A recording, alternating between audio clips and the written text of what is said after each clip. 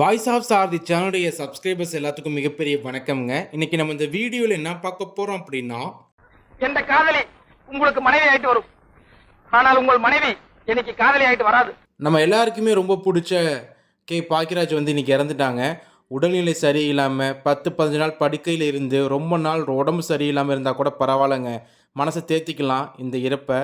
ஆனால் திடீர்னு இறந்துட்டாங்க. குஷ்பு அவங்களுடைய மகள் கல்யாணத்தை அட்டன் பண்ணிவிட்டு அடுத்த நாள் எந்திரிச்சு வாக்கிங் போயிட்டு இருந்த மனுஷன் திடீர்னு நெஞ்சு வலிக்குன்னு சொல்லியிருக்காரு. ஹாஸ்பிட்டல் கொண்டு போயிருக்காங்க, அங்கே இறந்துட்டாங்க.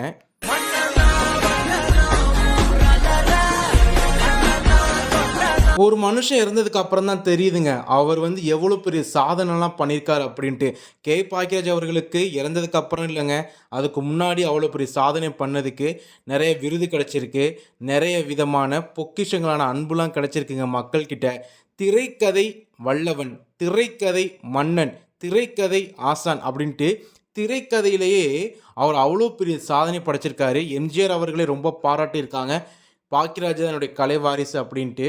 ஏன்னா கே பாக்கியராஜ் பார்த்தீங்கன்னா இது வரைக்கும் 25க்கும் மேற்பட்ட படங்களை டைரக்ட் பண்ணியிருக்காங்க. இவர் படம் எல்லாமே பார்த்தீங்கன்னா நகைச்சுவை மட்டும் இருக்காதுங்க, ஆழ்ந்த கருத்துக்களும் இருக்கும், செம்ம என்டர்டெயின்மெண்ட்டாக இருக்குங்க.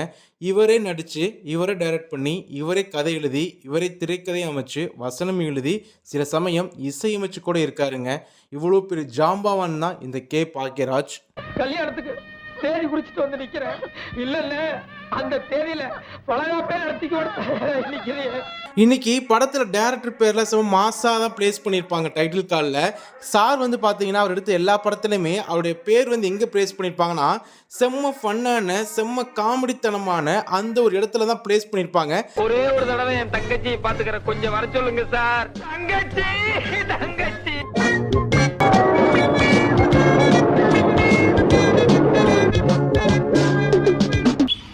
பாருங்க, நீங்க அப்படி நில்லுங்க. இப்ப பாருங்க நான் எப்படி அஸ்திரன்.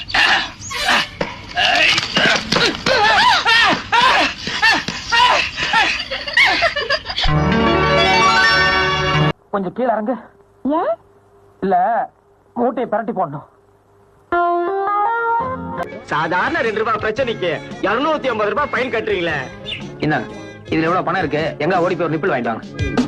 அவ்வளோ பெரிய டேரக்டர் அவர் பையனை ஒரு சரியான இடத்துல பிளேஸ் பண்ண முடியல. அவரே டைரக்ட் பண்ணி பையன் நடிச்சிருக்காரு, பட் அவ்வளோ பெருசாக வரல சாந்தனோ. பட் இருந்தாலும் இந்த ஜாம்பாவனை பற்றி நான் பேசுகிறதுக்கு என்னால் கண்டிப்பாக முடியாது. ஏன்னா 4 நிமிஷம் 5 நிமிஷம் வீடியோவில் கண்டிப்பாக பண்ண முடியவே முடியாதுங்க. இப்போதைக்கு சாருக்கு மிகுந்த இந்த சேனல் சார்பாக ஒரு இரங்கல் செய்தியும் எல்லாருமே கடவுள்கிட்ட வேண்டிக்கலாம், இவர் ஆத்மா சாந்தி அடையணுங்க. நான் போறேன், ஆனால் என் படங்களும் நினைவுகளும் எப்போதும் உங்களுடன் இருக்கும்.